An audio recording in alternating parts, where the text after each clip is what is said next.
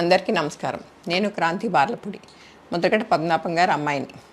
పిఠాపురంలో పవన్ కళ్యాణ్ గారిని ఓడించడానికి వైసీపీ నాయకులు ఎన్ని చేయాలో అని చేస్తున్నారు. ముఖ్యంగా నిన్న మా నాన్నగారు ఒక బాధాకరమైన ఛాలెంజ్ చేశారు. పవన్ కళ్యాణ్ గారిని ఓడించి పిఠాపురం నుండి తరిమేయకపోతే ఆయన పేరు ముద్రగడ పద్మనాభం రెడ్డిగా మార్చుకుంటారట.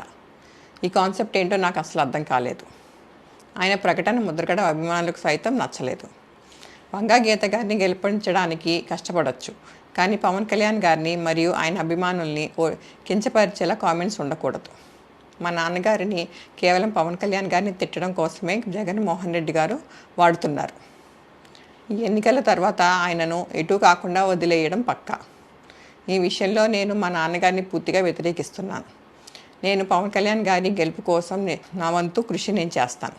నమస్కారం. 2009లోని ఎమ్మెల్యే కాంగ్రెస్ పార్టీ పోటీ చేస్తే కూడా ఆయన టీఆర్పీ ప్రచారం చేస్తున్నారండి. అప్పటి నుంచే సంబంధాలు అంతంత మాత్రమే మాకు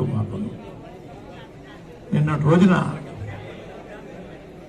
జగన్మోహన్ రెడ్డి గారు నన్ను వాడుకుని వదిలేస్తారు, మేము పవన్ గారి పార్టీ జనసేన పార్టీ అని చెప్పేసి నా కూతురు చేత చిన్న వీడియో రిలీజ్ చేశారండి. అయ్యా నా కూతురు నా ప్రాపర్టీ కాదండి, పెళ్ళి అవనంత వరకు నా ప్రాపర్టీ, పెళ్ళి అయిన తర్వాత అత్తవారి ప్రాపర్టీ. అయ్యా కొడుకైతే సొంత పార్టీ అండి.